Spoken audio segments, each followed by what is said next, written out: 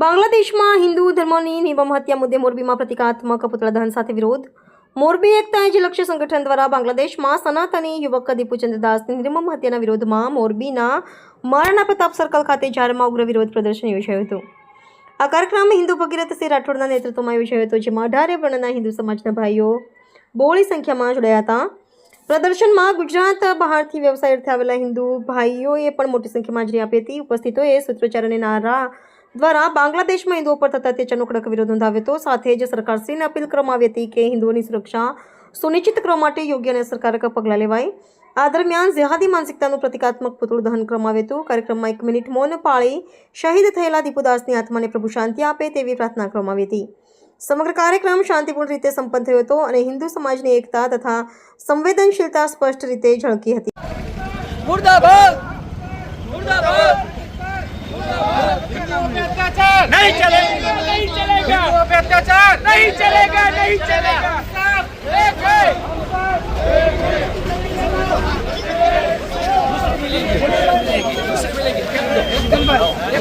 हाथ पकड़ो भारत माता की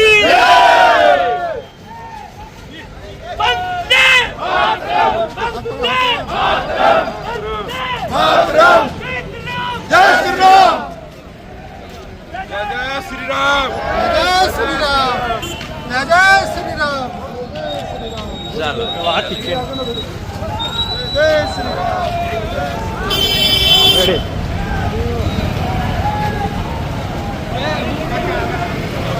जय श्री राम रेडी जय श्री राम।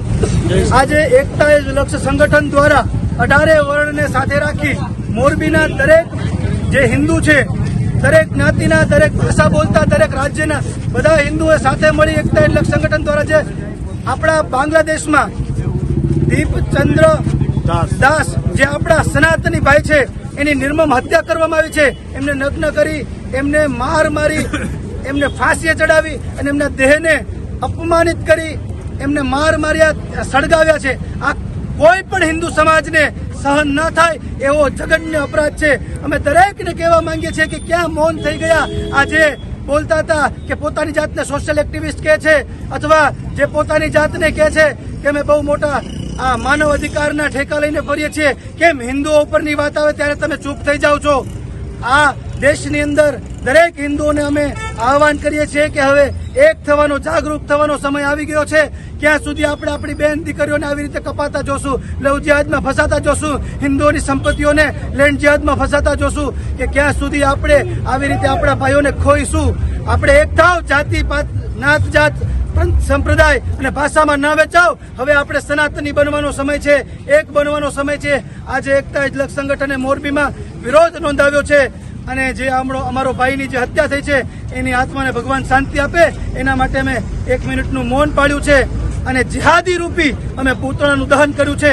અમે જિહાદી માનસિકતાનો વિરોધ કરીએ છીએ। દરેક સનાતની અમે તો આ પૂતળો હળગાવીએ છીએ એ પણ જિહાદી માનસિકતાનો, અને એ અમારા જીવતા ભાઈને સળગાવે છે। આ ફરક છે હિન્દુઓમાં અને એ લોકોમાં। આ વિશ્વએ સમજવું જોઈએ કે હિન્દુ સહિષ્ણુ છે, પરંતુ એ પણ ના ભૂલવું જોઈએ કે આજ હિન્દુ ભગવાન રામનો, ભગવાન કૃષ્ણનો વંશજ છે। એને ભાળા અને માળા બંનેની ઓળખ છે। સમય પડે એ બંનેનો ઉપયોગ કરી શકે છે। જય શ્રી રામ। એક હિન્દી में आपको